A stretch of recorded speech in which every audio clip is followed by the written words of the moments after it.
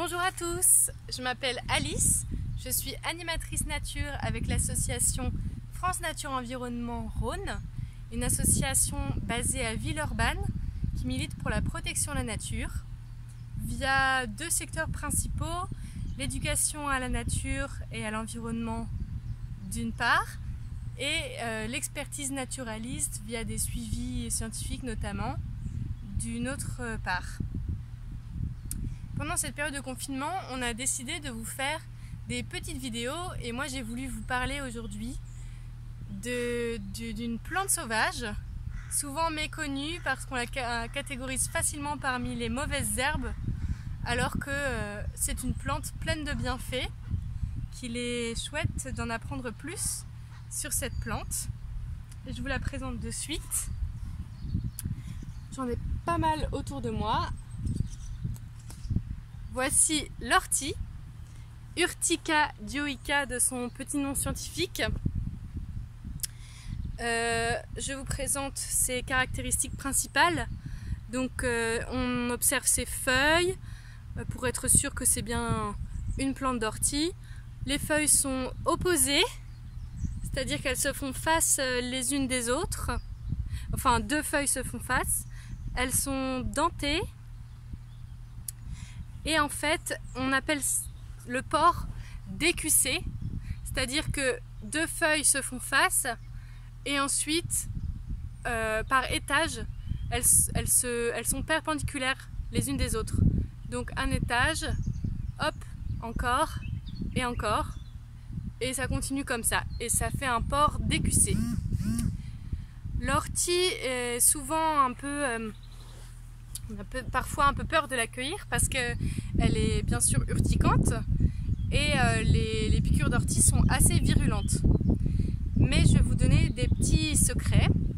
En fait, ce sont des petits bâtons de silice que je ne peux pas vous montrer comme ça, mais qui sont en fait visibles. Des petits bâtons sur le dessus de la feuille qui, lorsqu'ils se cassent, sécrètent une substance qui crée en fait ce côté urticant.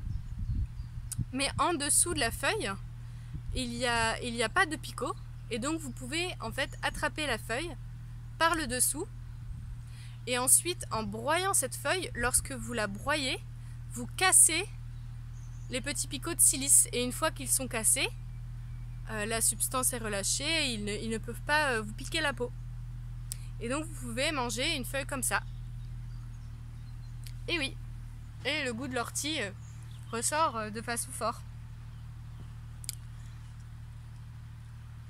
Pourquoi cueillir l'ortie? Eh bien, elle a énormément de bienfaits, cette plante. Vous pouvez la consommer de façon très variée. Crue, cuite, en infusion, voilà. Et je ne vais pas vous faire la liste de toutes ses propriétés médicinales tellement il y en a, mais déjà principalement c'est une plante pleine de minéraux. On la retrouve sur des sols souvent ferrugineux. Elle se nourrit du fer en fait et le relâche, donc elle est très bonne pour les carences, pour les personnes qui ont tendance à perdre beaucoup de sang par exemple. Elle est tonifiante, elle possède énormément de vitamines.